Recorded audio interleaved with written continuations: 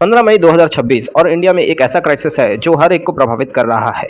इसकी जड़ें हमारी बॉर्डर से दूर ईरान पर चल रहे वॉर से है। ये कॉन्फ्लिक्ट बहुत जल्दी बढ़ गया है और पूरी दुनिया की एनर्जी सप्लाई डिस्टर्ब हो गई है। ईरान की ऑयल प्रोडक्शन गिर गई है और स्ट्रेट ऑफ हार्मोन, जो कि एक बहुत ही इंपॉर्टेंट ऑयल रूटीन है, उसके बंद होने से दुनिया की 1/3 सी ट्रेड रुक गई है। एक ही रात में ऑयल के दाम आसमान छूने लगे हैं।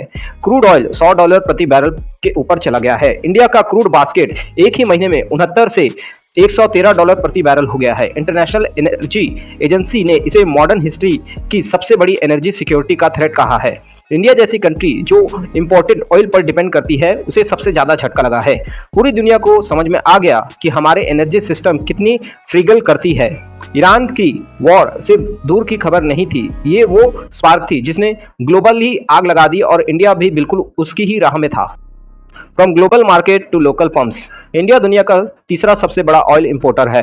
अपनी सप्लाई का 40% से भी ज्यादा ऑलमोस्ट इंस्टेंटली खो बैठा है। हमारी स्ट्रेटेजिक रिजर्व ने थोड़ी देर के लिए इसे रिफिल किया था।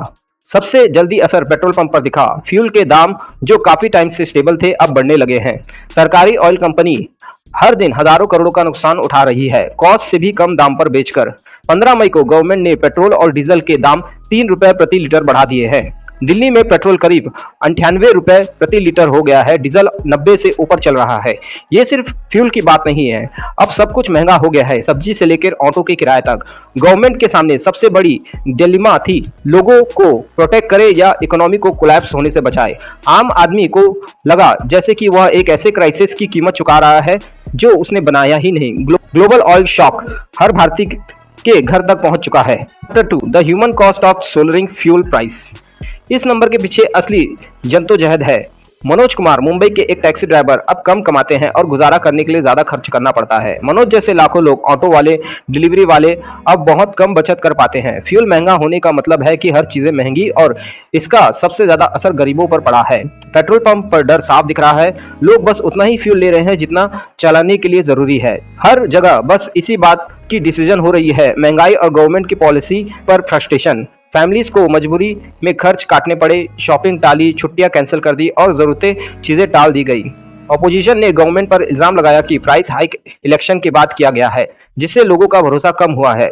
ये ऑयल क्राइसिस सिर्फ आर्थिक नहीं, ये रोज की मजबूरियों और अधूरे सपनों की कहानी है। करोड़ों लोगों के लिए गुजारा करना अब और भी मुश्किल हो गया है। क्राइसिस ने रोजमर्रा की जिंदगी बदल दी है, हर जगह टफ चॉइस लेने पड़ रहे हैं। ये रिमाइंडर है कि दुनिया में कहीं भी कोई भी इवेंट हो, वो आम भारतीयों की जिंदगी के एक पल को बदल सकता है। Chapter 3, a mix of assurity and strategy.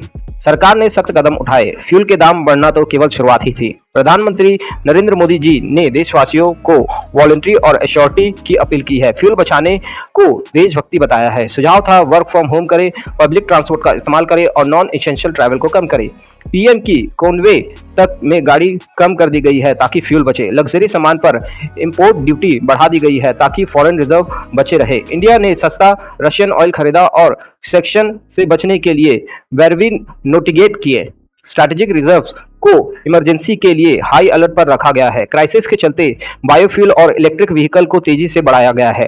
Petrol pump पर अब ज्यादा एथेनॉल ब्लेंडेड फ्यूल मिलने लगा है और इलेक्ट्रिक व्हीकल लोगों को ज्यादा अट्रैक्ट करने लगे हैं। ये क्राइसिस जितना पेनफुल था, उसने इंडिया को अपनी ऑयल डिपेंडेंसी फेस करने और सस्टेनेबल एनर्जी की तरफ तेजी से बढ़ने पर मजबूर कर दिया है। Chapter 4, local action and new norms.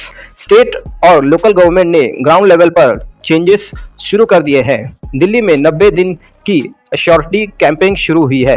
Government staff के लिए वर्क फॉर होम जरूरी कर दिया गया है और प्राइवेट कंपनियों को भी ऐसा करने को कहा गया है। कम लोग ट्रैवल कर रहे हैं, जिससे फ्यूल की बचत और ट्रैफिक भी कम हुआ है। अब कुकिंग गैस का मैनेजमेंट बहुत जरूरी हो गया है। एलपीजी इंडस्ट्री से हटाकर घरों में भेजी गई और रिफाइनरीज और प्रोडक्शन फ्यूल पर चला दी। स्टेट एजेंसी ने सप्लाई शुरू में नजर रखी है और पैनिक बाइंग ना हो, इसके लिए कैंपेन चलाए जा रहे हैं। लोकल लेवल पर कारपूलिंग, नए वर्किंग रूल और अवेयरनेस से एश्योरिटी लोगों की डेली रूटीन का हिस्सा बन गया है। पब्लिक सर्विस अनाउंसमेंट में छोटी छोटी स्टेप्स जैसे टायर प्रेशर चेक करें और सिग्नल पर इंजन बंद करने को कहा गया है। कोई एक तरीका क्राइसिस को सॉल्व नहीं कर सकता, ये सब मिलकर डिमांड मैनेज करने की मदद कर रहे हैं। इस क्राइसिस में लोगों ने मिलकर जिम्मेदारी निभाई, एक मुश्किल वक्त में एकजुट हो रहे हैं। Chapter 5, rupees, inflation and growth under pressure. Oil shock ने इंडिया की इकोनॉमी को हिला कर रख दिया है।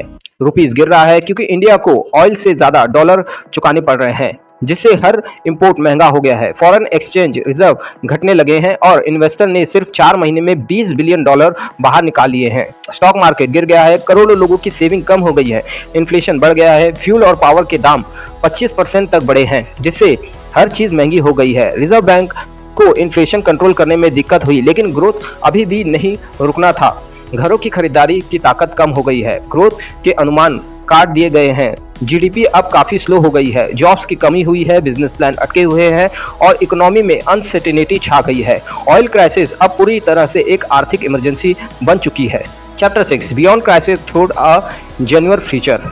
क्राइसिस ने हमें जगा दिया है। इंडिया की इंपॉर्टेंट ऑयल पर डिपेंडेंसी टिकाऊ नहीं है, लेकिन उम्मीद है कि इंडिया ने एक बड़ा माइलस्टोन छू लिया है। अब हमारी आधी बिजली नॉन फ्यूजल सोर्स से आ रही है, इससे पावर सप्लाई स्टेबल बनी रही है और इकोनॉमी का एक हिस्सा ग्लोबल शॉक से बच गया है। लेकिन ट्रांसपोर्टेशन और मैन्युफैक्चरिंग अभी भी ऑयल पर निर्भर है। आगे का रास्ता और भी ज्यादा बायोफ्यूल्स, लेकिन फूड और पानी की जरूरतें को ध्यान में रखकर असली सोल्यूशन है कि इलेक्ट्रिक व्हीकल को मास एडॉप्शन किया जाए, जिससे बेहतर चार्जिंग और बैटरी इंफ्रास्ट्रक्चर सपोर्ट करे। क्राइसिस एक मौका है, एक मजबूत और आत्मनिर्भर इंडिया को बनाने का गोल है। हमें तेल की जरूरत कम करनी है, सिर्फ सस्ता तेल ढूंढना नहीं है। बोल्ड पॉलिसी और लोगों की विल पावर से हमें यह समय बदलना होगा।